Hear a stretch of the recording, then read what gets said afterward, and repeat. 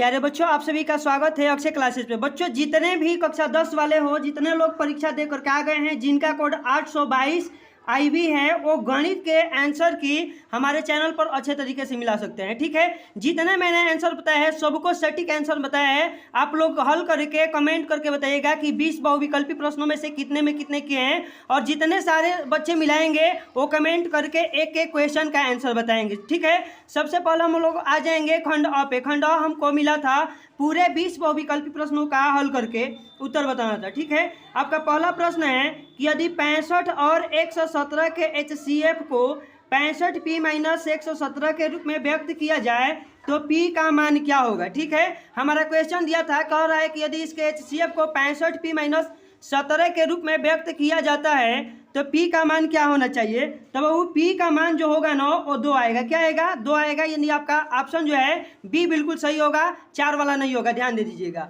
ठीक है, अब आपका दूसरा क्वेश्चन है कि 2 tan 45 अंश बटा में 1 + tan स्क्वायर 45 अंश का मान होगा। -1, 0 या 1, और चौथा ऑप्शन है कि 2 होगा।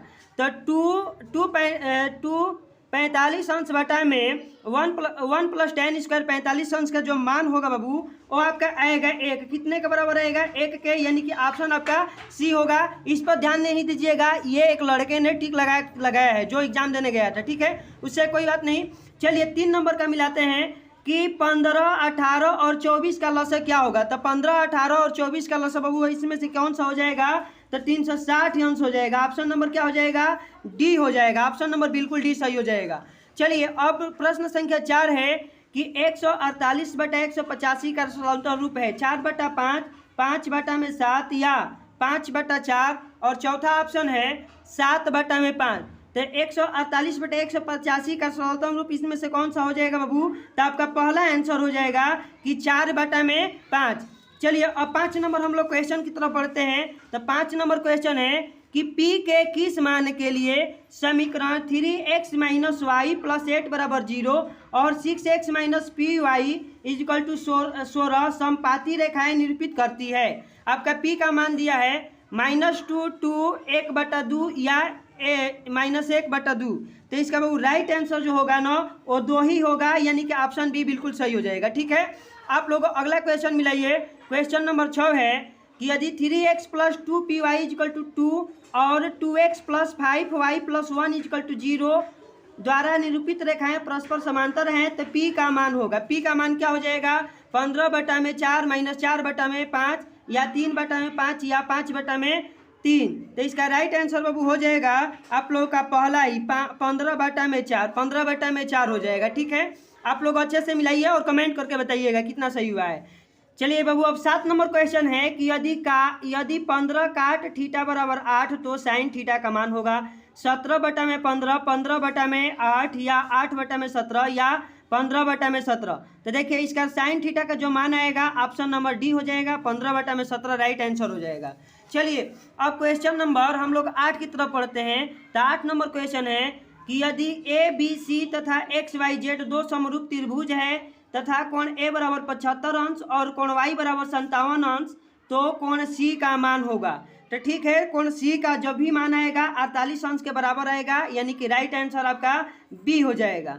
चलिए अब हम लोग क्वेश्चन नंबर 9 पढ़ते हैं कि बिंदु M कोष्टक में है -3, 4 की मूल बिंदु से दूरी है 5 मात्रक, 6 मात्रक, √ में 49 मात्रक या 1 मात्रक। तो इसका राइट आंसर हो जाएगा बाबू, इसका राइट आंसर हो जाएगा 5 मात्रक, यानी कि ऑप्शन जो 1 है बिल्कुल सही हो जाएगा।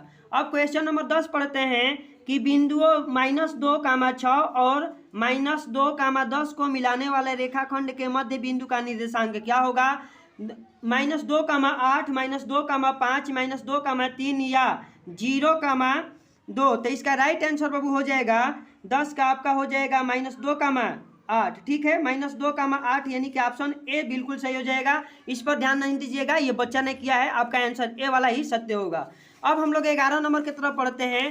तो 11 नंबर क्वेश्चन है कि किसी समबाहु त्रिभुज ABC में यदि AD लंब BC तो AD स्क्वायर का मान होगा 1/2 CD स्क्वायर के बराबर 4 CD स्क्वायर के बराबर या 2 CD स्क्वायर के बराबर या 3 CD स्क्वायर के बराबर। तो इसका राइट आंसर हो जाएगा कि 3 CD स्क्वायर के बराबर होगा, यानी कि ऑप्शन नंबर आपका डी वाला सत्य हो जाएगा। अब 12 नंबर क्वेश्चन है कि त्रिभुज ABC के शीर्षों के निर्देशांक क्रमशः 7, 5, 5, 7 और -3, 3 है। यदि BC का मध्य बिंदु D है तो D की माप होगी। D की माप कितनी होगी? 4 मात्रक, 5 मात्रक, 6 मात्रक या 7 मात्रक। तो इसका राइट आंसर बाबू हो जाएगा कि 6 मात्रक होगी। कितना होगा? 6 मात्रक होगा। राइट आंसर सी हो जाएगा। चलिए अब क्वेश्चन नंबर 13 है कि यदि सेक थीटा बराबर 2 हो तो थीटा का मान बताइए। 90 अंश, 60 अंश, 45 अंश या 30 अंश।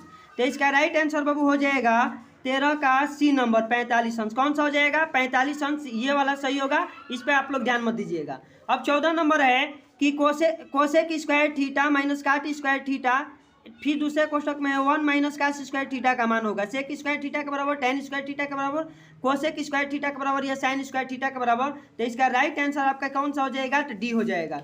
चलिए अब अगला क्वेश्चन पढ़ते हैं। क्वेश्चन नंबर 15, एक लंब वृत्तीय बेलन के आधार का क्षेत्रफल 9 पाई सेंटीमीटर स्क्वायर है, तो उसके आधार की त्रिज्या होगी 3 सेंटीमीटर, 6 सेंटीमीटर, 2 सेंटीमीटर या 4 सेंटीमीटर।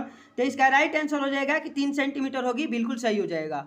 16 नंबर क्वेश्चन है कि 4 सेंटीमीटर त्रिज्या वाले वृत्त के अंतर्गत खींचे जा सकने वाले वर्ग का क्षेत्रफल होगा 64 सेंटीमीटर, 32 सेंटीमीटर, 128 सेंटीमीटर या 256 सेंटीमीटर। तो इसका राइट आंसर हो जाएगा कि 64 सेंटीमीटर स्क्वायर होगा। चलिए अब आपका अगला क्वेश्चन है 17 नंबर की निम्नलिखित सारणी से माध्य ज्ञात कीजिए। निम्नलिखित सारणी से माध्य ज्ञात कीजिए। वर्ग अंतराल दिया है, बारंबारता दिया है, तो इसका माध्य कौन सा हो जाएगा? तो इसका माध्य 6.6 हो जाएगा, यानी कि ऑप्शन नंबर आपका सी बिल्कुल सही हो जाएगा।